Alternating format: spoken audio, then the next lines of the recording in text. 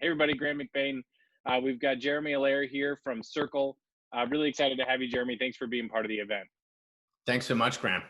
Yeah, no problem at all. So yeah, just wanted to jump right into it. Have a few questions for you about what you're doing in Circle, maybe a little bit before, but I noticed when checking you out that you were the founder of Brightcove, and that was sort of early in the online video world. What do you think is similar between crypto market today and where the video market was back then? Yeah, I mean, I think for me, there have actually been a couple of times. The first was sort of when the first web browser technology came out, where there was sort of this new open network of permissionless protocols that allowed for open information sharing globally. And then in the early 2000s, when kind of video technology, I had been chief technology officer of Macromedia, and we put video technology in Flash Player, and all of a sudden 98% of computers in the world had a consistent way to play video, and broadband was starting to come online. People were starting to get higher speed connections, and similarly, it was possible to imagine that everyone everywhere would be able to participate in media, and everyone everywhere would be able to publish video, whether you're an individual or a business or a media company. And that theme of open networks and open protocols and standards that can make things widely available over the internet has sort of animated my interest. And that very much ties into kind of crypto and what got me into crypto. But I think connecting to your question is when you go through these kinds of changes where there's like a breakthrough in a new layer of the internet, whether it was like the data layer, the content layer, the video and media layer, now we're in the money layer. And we're basically creating open networks, open protocols, and standards for how value exchange can happen everywhere. And I think we're in a pretty similar place. It's really interesting. I think back in 2004, when I started Brightcove, the technology had just become viable to do like a decent video experience where you could dynamically insert an ad and you could play it back on at least, kind of PCs and a very limited number of other devices. But you could see very clearly how the user experience was going to keep getting better. The technology was going to allow this to scale. The standards would be widely adopted to work on every device. And that's what unfolded, and took, another 5 years before it really started to fly. And now it's ubiquitous and everywhere. And I think very similarly with crypto, and in particular with stablecoins and this idea of taking traditional central bank liabilities and representing those as digital currency on public networks and public blockchains, we're right at that kind of moment where the sort of confluence of things are happening, where you can really clearly see how in the next couple of years this is going to go to hundreds of millions of people, if not billions of people, in the years that follow. Cool. Yeah, no, I remember being around in those early days, and we felt like, oh man, we're late, but YouTube Live didn't exist yet, and there wasn't the fact that anybody can tap and go live now. I don't know exactly what the allegory is to crypto, but it definitely it unfolds at a like exponential growth is something that's hard to see in the moment, but seeing it in hindsight is always pretty obvious, which is kind of crazy. Sure. So yeah, getting onto Circle, you guys you've been around for a while, and you've been through some product iterations. I'd love to sort of understand what you guys think of the core mission of the company is, and how that drives what products you guys create.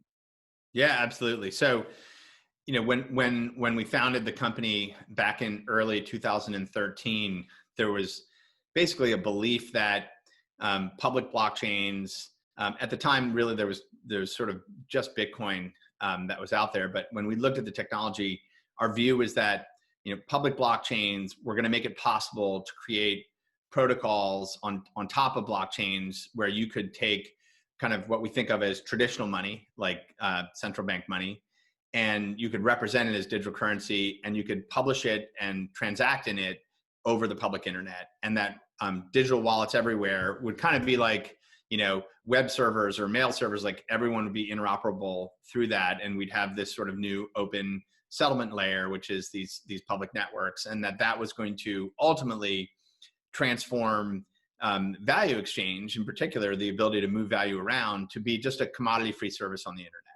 and that everyone everywhere would be able to move value, on a person-to-person basis, or between businesses or people in businesses, basically at the cost of zero. And that, in addition to that, essentially innovations for the programmability of money, the ability to actually create code that allowed machines to kind of automate different relationships that involve money, that would lead to a sort of, kind of nonlinear breakthroughs in terms of how money could be used and how the economy could function around the world. That's what animated the founding of the company. And we really spent the first several years trying to build a customer experience that actually represented that. And so early on, the technology was pretty limited. Like we had to build a hybrid system that moved between the dollar and pound and euro kind of legacy electronic money system and the Bitcoin network. And we actually created an experience where you could seamlessly move instantly between those currencies over the Bitcoin network. And what we had hoped to happen, we hoped that Bitcoin would become more extensible so you could issue assets on it. We hoped that it would become more programmable so that you could write code that could interact with those assets. And we expected it to become more scalable and less expensive to run on. And really for many, many different reasons, Bitcoin went a different direction. And the technology to accomplish these things became more limited. So we, back in late 2016, basically said, okay, we want to continue to pursue this. And we see it's now possible in different ways. And right at that time, Ethereum had kind of, I'd call it like production beta. It was like you could actually issue assets and you could write code and you could deploy it. It was a lot of missing pieces in the infrastructure and tooling and other things. But basically, we saw that we could create a protocol layer on top of that infrastructure that could represent what at the time we called fiat tokens. But essentially the building blocks were there. So we kind of redesigned a lot of our infrastructure and platform around that idea, and then introduced a new standard and a new format for money, in particular digital dollars, through a consortium that we formed, and then eventually brought into the market with Coinbase, which is the Centre Consortium. And then we introduced the first fiat token that's governed by the Centre Consortium, which is US dollar coin, or USDC. So we've been pursuing these ideas for. I'm not sure I understand. Sorry, my Siri was listening to us. Yeah, they always are. We've been pursuing a lot of these ideas for a very long time. We've had other businesses that we've gotten into. We, through the first product, became one of the biggest sources in the world for crypto fiat liquidity. We had a trading business that grew very, very large. We leveraged all the capital that we had, cash flows from that, and capital we raised to do acquisitions in a couple of areas. Went through the crypto winter, actually sold off some of those businesses, the kind of crypto trading related businesses, and put 100% of our focus behind, essentially what we think of as now like the mainstream moment for digital currency, where the killer app is finally here. Stable coins, as they're called today, or crypto dollars, or whatever phrase you want to use, that is now clearly the killer app. And we have one of the leading initiatives out there. And so we're building a really broad suite of services to basically help any business in the world that wants to take advantage of digital dollars, programmable digital dollars, weave it into their internet commerce businesses, into financial applications, and make that widely available around the world. Yeah, no, it's cool to see, and it's one of those things that I come from this sort of like crypto anarchist nerd side of things, and everyone sort of goes, "Oh, it's just a dollar-backed stable coin," and I kind of think, well, just is a pretty not fair word to use there. There's a lot of work that goes into that stuff, and I think that's just because they don't want to talk to people. But anyway, so USDC obviously is the coin that you guys were talking about, that you created through your consortium. There's a couple other people that have created dollar-backed stable coins. Where do you think USDC falls in that? Obviously, it's sort of the biggest one outside of Tether, if you believe that it's actually backed by anything. Where do you think it fits, and what do you think your advantages are in building that coin. Yeah. Yeah, I mean, I think it comes back to kind of founding principles, which is, and it really comes back to even your first question, which is sort of where are we on this journey? And when you look at other major technology changes that have happened with the internet, whether it was the movement from proprietary online services to the World Wide Web and to internet standards for messaging and communications, or the movement from proprietary and closed, systems for the distribution and control of media to more open networks for that. What's really, really key is that we have standards and that we have protocols that can be used for interoperability. And standards and interoperability protocols, they don't happen just from one private sector actor saying, this is what we're doing. They happen when people work together to define a set of technical specifications, to build reference implementations of those, and to put those out there that anyone can integrate with and build on. And that's really, it's a big part of the approach. Now, creating a set of standards for digital money is a little bit different than digital content. One could say, MP3 or MP4 are great formats. They've got good compression, and all these devices can support them. But when you have a digital money format for, like, say, the standard for a digital dollar, there's more to it. And so that really gets into some of the core differentiation, which is, first of all, it has to live within the real world financial system. So if we want these things to be widely adopted so that everyday people and everyday merchants and financial institutions are going to use these and get the benefits of these, that means that it has to be legal. It has to operate under like a regulatory scheme that deals with the issues of being an intermediary with digital money, and ideally it's something that can be issued by multiple companies and therefore be kind of fungible across lots of different issuers. So when you look at models that are out there in the financial system, almost all of the systems of electronic money that we have, they vary widely, but on a global basis, they really were driven by consortium of actors coming together to define a set of technical standards, operating rules, and some governance around that. So the International Wire System, which is governed by the SWIFT Association, that's an example of a member-governed consortium that defines the electronic messaging standards for the settlement of funds between banks around the world. What we all know of as individual consumers as electronic money today, it's principally like credit cards and debit cards and those kinds of payments. The same thing, that set of kind of IOU reconciliation methods, which is what these centralized card networks are that form of electronic money they were all formed as consortium of private sector actors coming together to say, hey, we need standards so we have interoperability so that my customers can deal with your customers and vice versa, and ultimately do that around the world. So when it comes to digital currency and standards for blockchain-based money and finance, we need the same thing. So the biggest differentiation for USDC is that it's governed by a consortium model that is really focused on driving standards and adoption, and that really sets it apart. And I think when you look at the future of these types of digital currencies, you're going to have these arrangements like Center Consortium, Libra Association. You'll see others probably out of Asia as well.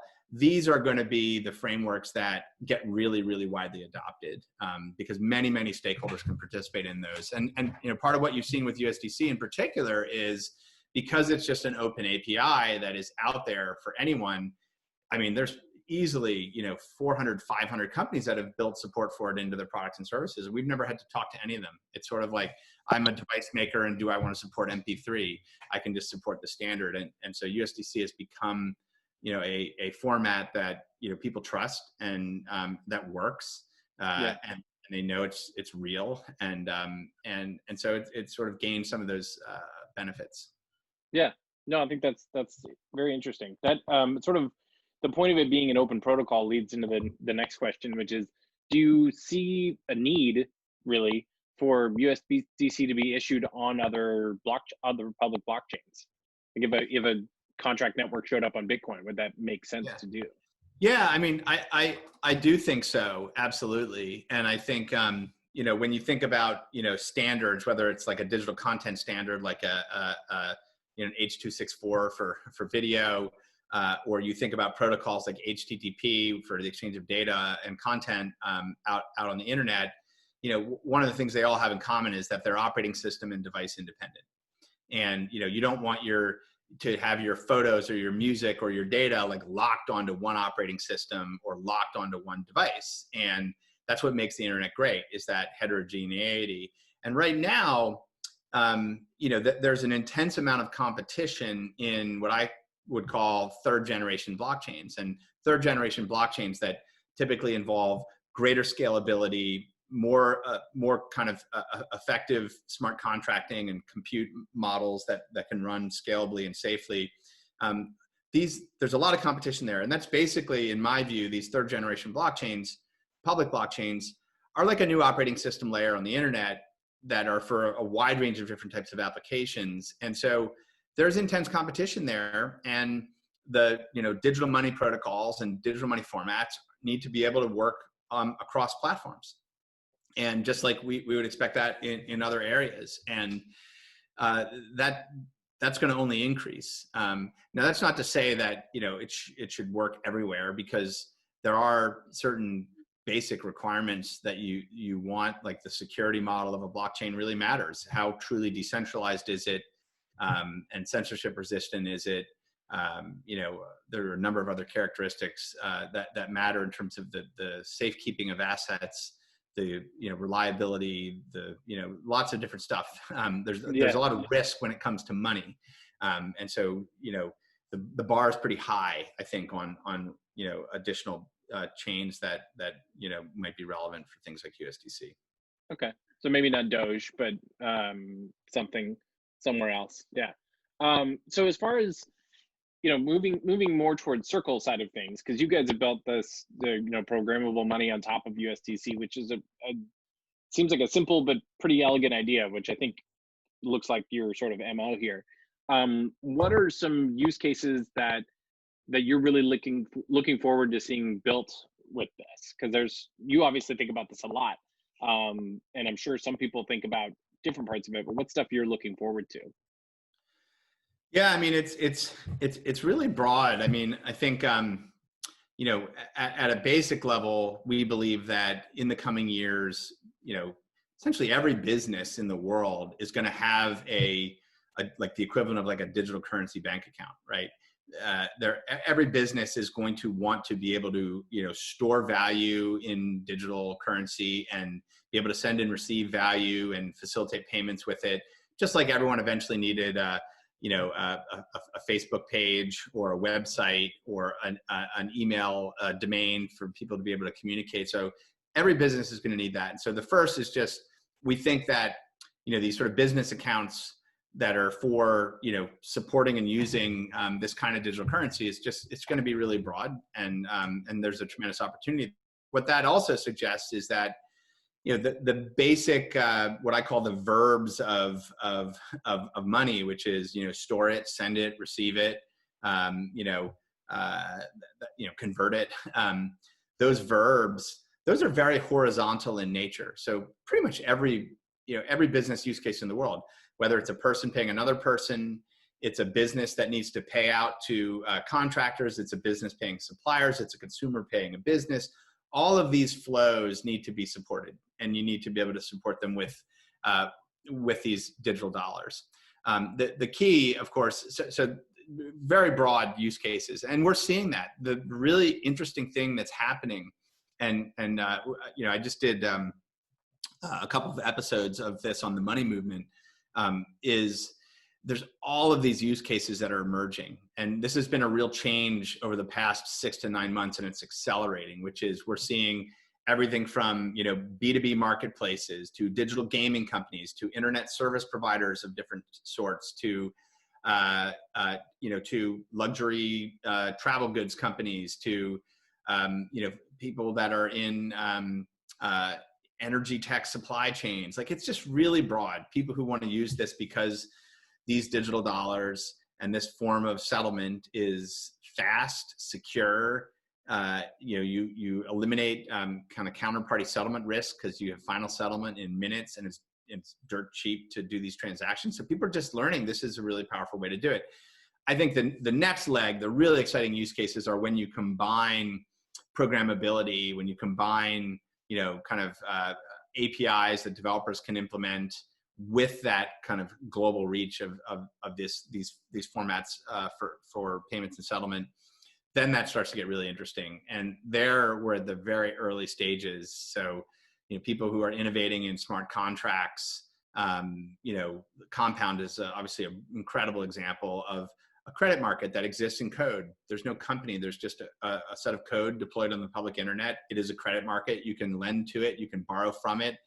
It's all transparent to all the participants. That's a huge breakthrough. The fact that there's now an internet-based credit market that there's no financial intermediary in, and that everyone who has a digital wallet can participate in, is really radical. And so when you start combining that kind of innovation with things like USDC and things like the API services that we're offering, it opens up, I think really exciting opportunities. Yeah. I think crypto is the only place where a guy in a polo can say radical and it makes sense. So Yeah. I love that. Yeah. Yeah. I mean, we're excited to see what people do. I mean, we have, we're just announcing Money Hacks 20, which is going to be a hackathon that we're putting on. That's going to be, the information's up on our website, and that's going to be late July for several days. And there's, tens of thousands of dollars of prizes for participants. But it's like, how do you take, Circle's APIs, USDC, smart contracts, and put things together? So we're really excited to see what people are building. Very cool. Yeah. So that, talking about global standards and stuff, I think a question that I've had, and maybe it's something that's been available, but do you think that an FDIC insured USDC account, like deposit account for people, is available, and people could start to build USDC only banks where a user gets their paycheck directly deposited into USDC?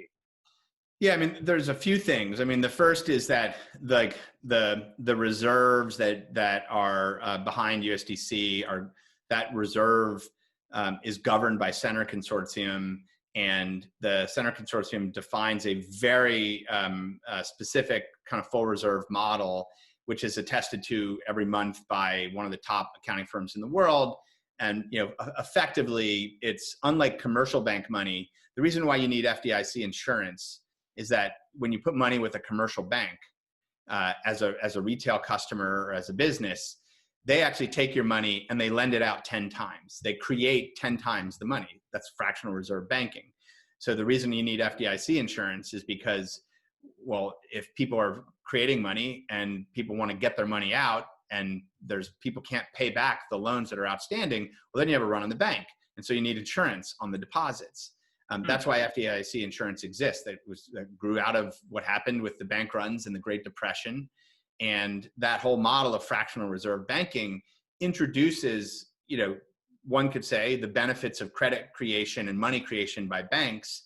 I think philosophically in the crypto world, I think we're interested in sound money.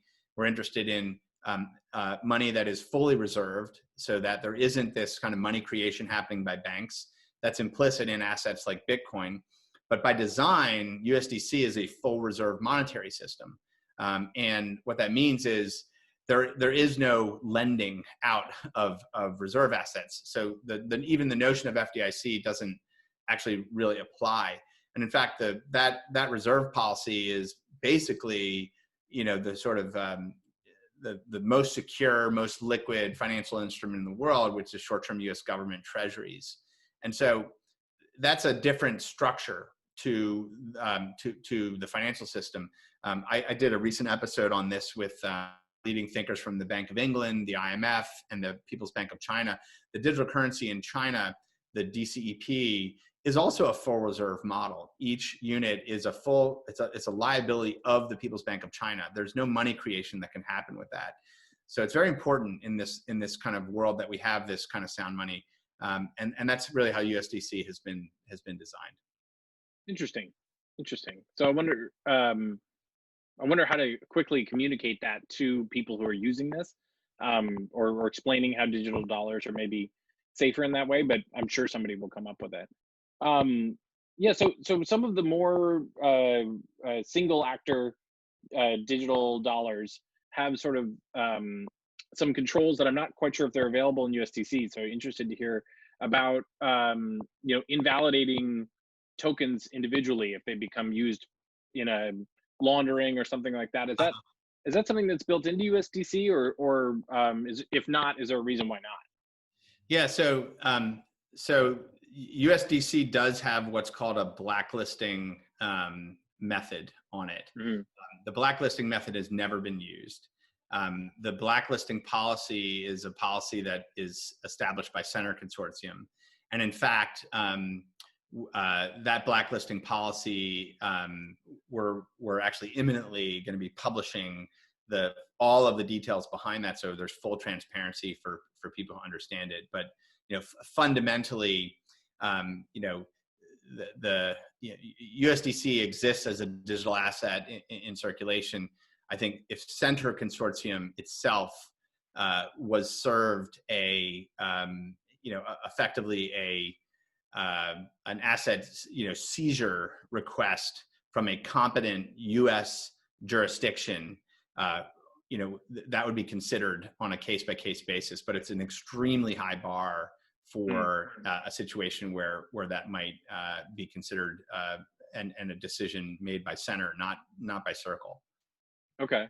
And then so I guess then you don't speak for Center at large, so that's sort of unfair to ask you how that would work. But in a scenario where maybe like funds are very clearly stolen, are could users potentially see like a blacklist enacted and they could have their funds returned, or is it more Yeah. like terrorist actors kind of thing that it's Yeah, reserved I for? mean, I don't want to speak on behalf of Center. I think the policy that we're publishing will give people, I think, more color. But I think the intention here is this behaves like digital cash, Yeah. and Okay.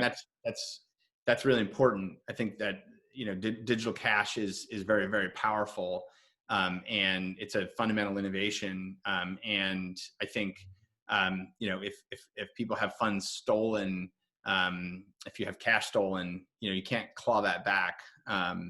Now, I think intermediaries that are involved in USDC transactions, whether may have regulations around what they must do in terms of customer obligations and things like that. So many regulated intermediaries are supporting USDC all around the world, and they're bound by the laws of their countries. And for example, Circle is a electronic money transmitter and a money service business, and there are a wide range of consumer protection laws that are applied similarly as they might be applied to someone who uses Venmo or someone who uses Square Cash.